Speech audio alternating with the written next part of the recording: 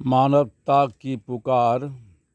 बंधुओं, आज रविवार 31 अगस्त 2025 समय 2:43 अपराह्न काल हो रहा है। मैं इसलिए मानवता के नाते आपको पुकार करके कहता हूँ, जब तक कितनों ज्ञान ध्यान कर ले, प्रवचन कर ले, कितनों सत्संग भजन कर ले, जब तक चेतन का बोध नहीं हो जाता तब तक मनुष्य का जीवन तुच्छ है, यानी नग्न है। चेतन क्या है यह बड़े बड़े को हमारे ख्याल से पता नहीं है। यह पता हो जाता तो आज संसार के लोग ईश्वर खुदा या गॉड परमात्मा के लिए व्याकुल नहीं होता, कभी व्याकुल नहीं।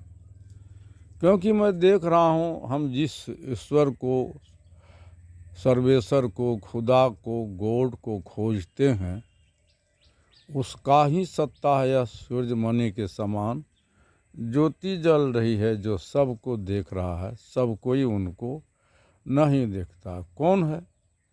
तो उन्हीं सर्वेश्वर का, ईश्वर का सांस का ही सत्ता चेतन आत्मा है। और ये चेतन आत्मा एक नहीं, असंख्य है। शरीर भी असंख्य है। सबों का सांस का तार जुड़ा हुआ है प्राकृतिक से, पावर हाउस। जैसे असंख्य बॉल जलाते हैं तो सबों का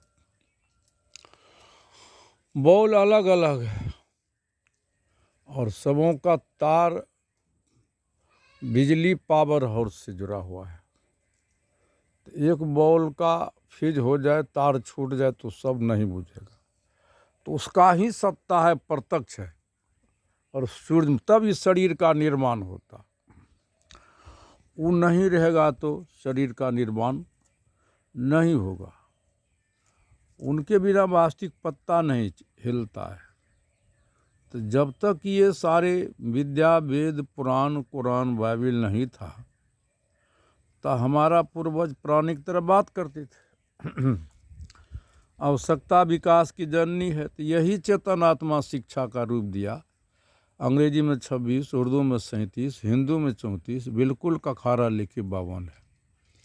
इस पर समस्त वेद, पुराण, कुरान, बाइबिल लिखी गई है। संख्या में छोटी एक, बड़ी 9 पूर्ण बिंदु 0 का रूप यही चेतन आत्मा दिया, जिस पर पूरे वर्ल्ड का गणित आश्रित।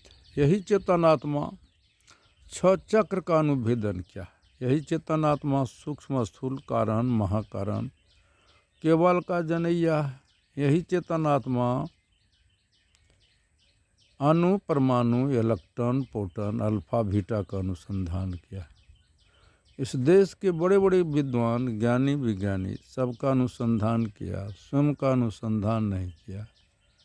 इसलिए उनका जीवन अधूरा रह गया। उदाहरण एक संख्या के हम बाएं तरफ शून्य लिखे तो मान शून्य का शून्य होगा और एक का एक होगा। फिर एक के बाएं तरफ शून्य लिखे तो शून्य का शून्य, एक का एक के होगा। फिर दूसरा शून्य बाएं तरफ लिखे तो शून्य का शून्य, एक का एक के होगा। एक के दाएं तरफ हम शून्य लिखे तो मान क्या हो जाएगा? 10। एक के बाएं मिस हुआ, दाएं तरफ शून्य लिखे तो मान 10। फिर एक के दाएं तरफ दूसरा शून्य लिखे तो मान 100। एक के दाएं तरफ तीसरा शून्य लिखे तो मान 1000। इस तरह शून्य लिखते जा अरब खरब। एक को मिटा देते हैं तो कुछ नहीं रहता। तो उसी तरह इस देश के बड़े बड़े विद्वान, ज्ञानी, विज्ञानी सबको जाना या स्वयं को नहीं जाना तो उनका जीवन अधूरा रह गया। मैं कौन हूँ? उसी सर्वेश्वर, ईश्वर, खुदा, गॉड का सांस का सत्ता ही चेतन आत्मा है। तो सांस ही सर्वेश्वर है, ईश्वर है, खुदा है, गॉड है। पर्यावाचिक शब्द है। और सांस ही परम बिंदु है। अब बिंदु में ही द्वंद्व है। जैसे एक बीज में 2 दाल होता, तो पेड़ पौधा जड़ के सारे, हम आप सांस के सारे। पेड़ पौधा जड़ से अलग समाप्त हो जाएगा, हम आप सांस से अलग समाप्त हो जाएंगे। तो वही सर्वेश्वर ईश्वर सांस कण कण और घट घट में अनवर्त क्रिया करती। तो हम भोजन लेते हैं, लार रस खून मांस मजा हड्डी चाम रोम, तब बीज बनता। बीज से वृक्ष, वृक्ष से बीज नित बनता बिगड़ता। बनाने वाला वही सर्वेश्वर है, ईश्वर है, खुदा है, गॉड कहिए, सांस सब पर्यावाचिक शब्द है। तो उड़ता हुआ पक्षी के अंग में सांस ही क्रिया कर रही, तब चिड़िया विचरण करता है, चलता फिरता है, आहार लेता है, निर्माण होता है। ये नंबर 1 में हुआ, चिड़िया का सांस रुक गया, प्राण छूट गया।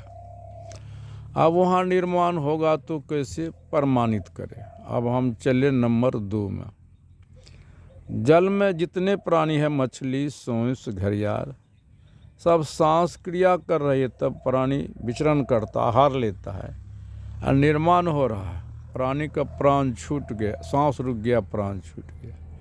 अब वहाँ निर्माण होगा तो कैसे, अब प्रमाणित करें। नंबर 2 हुआ। अब नंबर 3 में चले।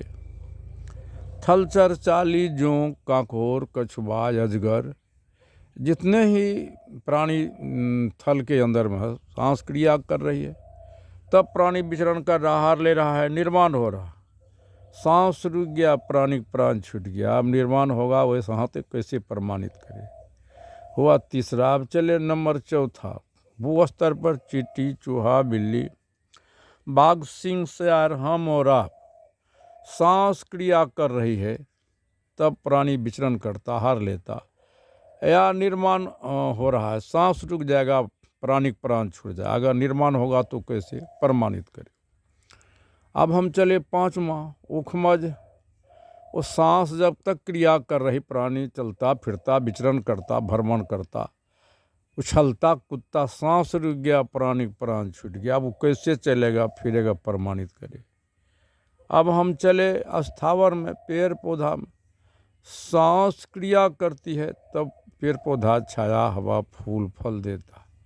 सांस रुक गया, वृक्ष सूख गया, फल फूल देगा तो कैसे। तो 84 लाख जोनी शरीर का निर्माण, यानी जीव ही परम बिंदु है। अब बिंदु में ही द्वंद है, पेड़ पौधा जड़ के सारे में आप सांस के सारे, वो स्थावर हम लोग चलता फिरता है। तो सांस जहाँ रुक जाएंगे तो 84 लाख योनि की सारे प्राणियों में सांस ही काम कर रहा है, और जीव ही शरीर निर्माण करने के लिए आवा लगाता है, जीव ही इस शरीर का निर्माण करता है। तो मैं पूछता हूँ धरती के पंडितों को, विद्वानों आचार्य ऋषियों को, शरीर निर्माण करने वाला शरीर कभी हो सकता है? मोटर कार बनाने वाले कारीगर कभी मोटर कार बन सकता है? रोटी बनाने वाली बहन कभी रोटी बन सकती है? मोटर कार बनाने कुम्हार भाई मिट्टी का बर्तन बनाता, पकाने के लिए आवा लगाता, कुम्हार भाई कभी बर्तन में घुसेगा तो कैसे प्रमाणित करे। या उस गुरु को पूछे जो हमारे पूर्वज कहाँ गया या आपका पूर्वज कहाँ, प्रमाणित कर दे। ये आज गुरुए लोग जुल्म कर रहा है, जनमानस का मानसिक शारीरिक आर्थिक का घोर शोषण कर रहा है, और 84 लाख जोनी आवागमन के चक्कर में भरमा करके बर्बाद कर रहा है। तो जीव ही शरीर बिंदु का रूप होता है, तो आपका पुनर्जन्म आपका पुत्र ही हुआ, क्योंकि कि दोनों के अंदर में, नारी के अंदर में पुरुष के अंदर में वही सर्वेश्वर ईश्वर सांस क्रिया करती है। जब बच्चा थे ऊर्जा नहीं बना था, आज जब 12-14 वर्ष के बाद बनता है, तब वैसे भी संपर्क कर लेता है, या तो माता पिता संबंध जिनको विवाह कहते, तब पति पत्नी हो जाता। आज जब दोनों संबंध किए, एक बूंद जल बन के गर्भ में आप ही गए, तो लार पूर्ण सिर हो गया।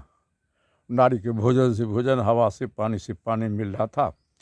गर्भावस्था में सांस रुकता, नारी का गर्भ इस हो जाता, आधा हिस्सा नारी का वो बच्चे में है, मांस लेहू चमड़ा न, आधा पुरुष का नख बाल जीव। पुनर्जन्म आप ही लेते हैं।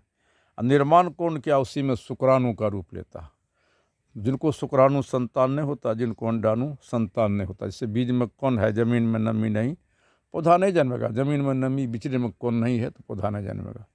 तो वही जो है शुक्राणु माँ की शक्ति, सर्वेश्वर ईश्वर सांस को पकड़ लेता, वही सांस शरीर का नहीं। कभी साहब कहते चदरिया झीनी झीनी बीनी, तो धर्मगुरु को पूछिए ना, जो हाँ दूसरा घुसेगा।